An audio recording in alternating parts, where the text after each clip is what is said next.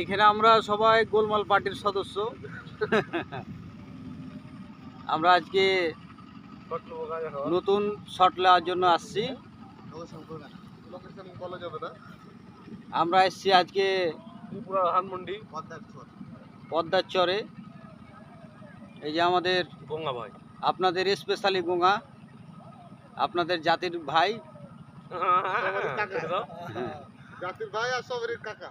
আর এই যে আমার সদ্য ভাই বোতল কুড়া লোক, দেখলে বোতল কুড়া লোক। আর আপনারা তো জানেন এক একজন এক এক নাম আছে।